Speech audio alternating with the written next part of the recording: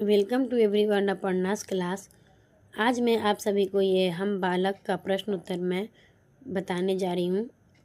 तो इसका एक है, संक्षेप में उत्तर दो। एक का एक, प्रभात की नई किरणें कौन है? इसका जो है 1 से 7 तक दिया गया है। यहाँ पर है, प्रभात की नई किरणें कौन है? सेम क्वेश्चन है सब। भारत के बच्चे प्रभात की नई किरण है। 1 का 2, हमसे किसका बोध होता है? हमसे भारत के बहादुर बच्चों का बोध होता है। 1 का 3, हम भारत के कैसे सैनिक हैं? 1 का 3, हम भारत के बहादुर सैनिक हैं। 1 का 4, हम किसके शांति दूत हैं? 1 का 4, हम धरती के शांति दूत हैं। 1 का 5, गंगा और यमुना क्या है? गंगा और यमुना भारत की नदियां हैं। 1 का 6, शिवा प्रताप कौन है? यहाँ शिवा का अर्थ छत्रपति शिवाजी और प्रताप का अर्थ महाराणा प्रताप से है। 1 का 7, किसके आगे सिर नहीं झुकाएंगे? हम अत्याचारी के आगे सिर नहीं झुकाएंगे। उसके बाद देखिए सेम प्रश्न यहाँ पर भी है। 2 का 1, हम बालक ने कौन कौन से रूपों में अपना परिचय दिया है? तो यहाँ पर सेम उत्तर है, बालक ने कौन, प्रश्न है सेम प्रश्न, बालक ने कौन कौन रूपों में अपना परिचय दिया है?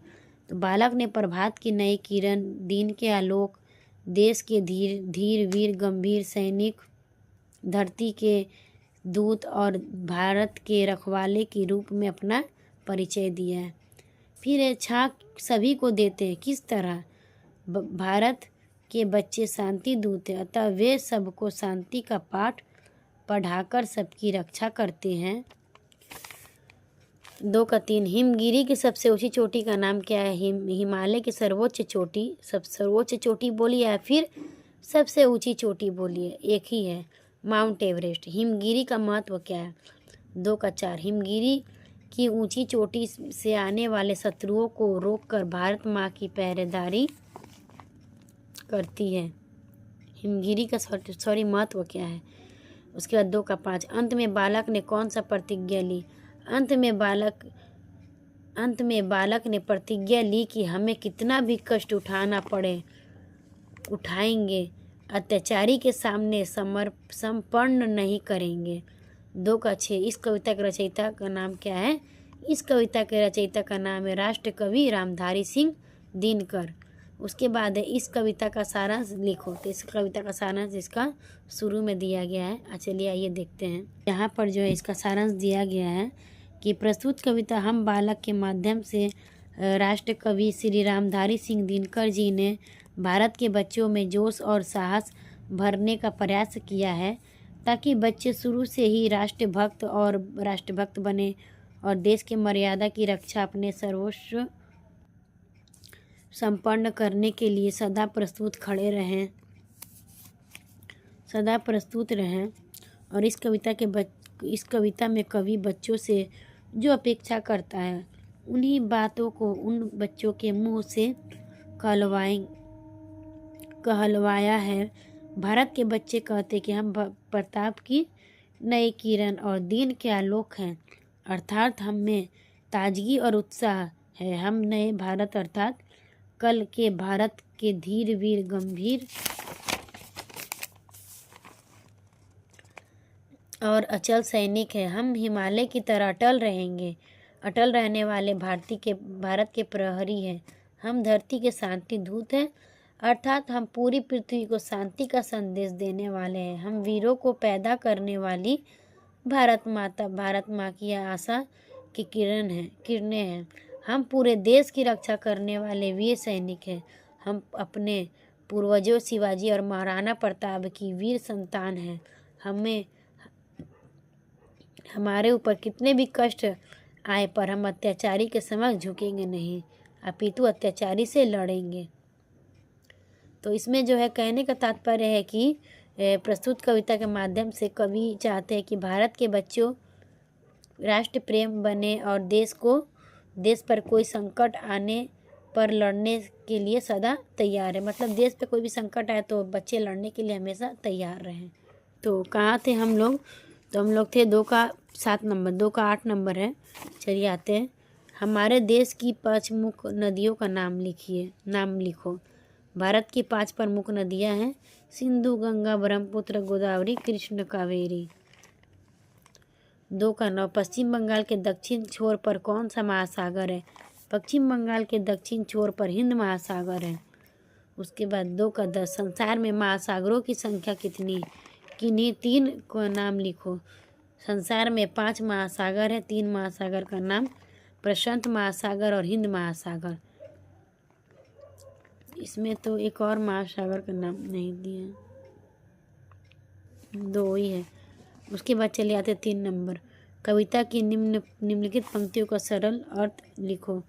वीर प्रसू माँ की आँखों के हम नवीन उजियाले हैं, गंगा यमुना हिंद महासागर हम रखवाले हैं। तो ये जो है मतलब हिंदी भारत के बच्चे कहते हैं कि वीर संपूर्ण को पैदा करने वाली भारत माता की आँखों के हम नवीन उजियाले अर्थात आशा की किरण हैं। हम गंगा यमुना हिंद महासागर अर्थात संपूर्ण भारत की रक्षा करने वाले वीर हैं। उसके बाद चलिए आते हैं, श्रुति लेख दिया गया है यहाँ पर। प्रभात किरण सैनिक उजियाले जुल्मी मस्तक, तो यहाँ पर है श्रुति लेख।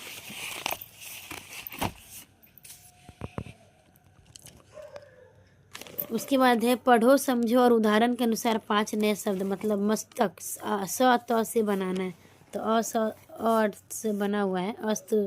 उसके बाद है कहाँ गए, तो यहाँ पर अस्त है और परास्त पुस्तक संबंध स्तंभ स्तर स्तबल और अस्तांचल। उसके बाद पंक्तियों को शुद्ध करके लिखना है। तो चलिए आइए देखते हैं। हम प्रहरी होगा, हम प्रहरी ऊंचे हिमगिरी के, तो इसमें दिया सुरभि स्वर्ग की लेते हैं, हम है शांति दूत धरनी के क्षण छा सभी को देते हैं। तो यहाँ पर दिया गया है कि हम प्रहरी ऊंचे हिमगिरी, यानी कि हम प्रहरी ऊंचे हिमगिरी के सुरभि स्वर्ग की लेते हैं, हम है शांति दूत धरनी के छा सभी को देते हैं। उसके बाद है विलोम शब्द, निम्नलिखित शब्दों को चुनकर विलोम शब्दों को जोड़िए। तो नई की पुरानी होगा, यहाँ पर दिया गया है नई की पुरानी, वीर के कायर, नहीं कहाँ, अंधेरा का उजियाला, प्राचीन का नवीन। उसके बाद है पाठ से 3 विशेषण चुने और वाक्य में प्रयोग करें। धीर वीर, तो वीर का होगा भारत के बच्चे धीर वीर गंभीर होते हैं, गंभीर और ऊंचा है, और नवीन है तो ऊंचा का हिमालय दुनिया का सबसे ऊंचा पर्वत है। फिर नवीन का मेरी हिंदी पुस्तक नवीन है। उसके बाद चले आते हैं 9 नंबर में। क्या है 9 नंबर में दिया गया है संज्ञाओं के भेद, निम्नलिखित संज्ञाओं के भेदों को लिखो तथा उनका एक एक उदाहरण लिखो। मतलब कि इसमें दिया गया है, जब इसमें दिया गया एक एक उदाहरण और लिखो। वीरता भारत माता, उदाहरण मतलब वीरता का उदाहरण देना है। चलिए आइए देखते हैं यहाँ पर किस प्रकार का है। तो वीरता जो है भाववाचक संज्ञा है, उदाहरण है गरीबी। भारत क्या व्यक्तिवाचक संज्ञा, उदाहरण है पश्चिम बंगाल। माता क्या जातिवाचक संज्ञा, उदाहरण है लड़का। उसके बाद चलिए आते 10 नंबर। समुद्र रत्नाकार, सिंधु जलधि, उदधि, ये सभी सागर के पर्यायवाची शब्द है। तो पृथ्वी का है धरा, भू, धरती, जमीन, ये सभी धरनी के पर्यायवाची शब्द है। उसी प्रकार दिया गया है कि खाली घरों में सही वर्णों को भरकर हिमालय और गंगा के पर्यायवाची शब्द बनाओ। तो हिमालय का नगपति, फिर से पर्वत, हिमगिरिराज, फिर गिरीश, फिर उसके बाद पर्वतराज, मतलब के गो बना नगपति, पर्वतराज 2 गो, हिमगिरिराज 3 गो, गिरीश 4 गो। उसके बाद इस यहाँ भी दिया गया है सूरसरी, भागीरथी, जहनवी हो गया 4 गो। उसके बाद 11 में क्या है ता लगाना है। विशेषण शब्दों से भाववाचक संज्ञा बनाओ।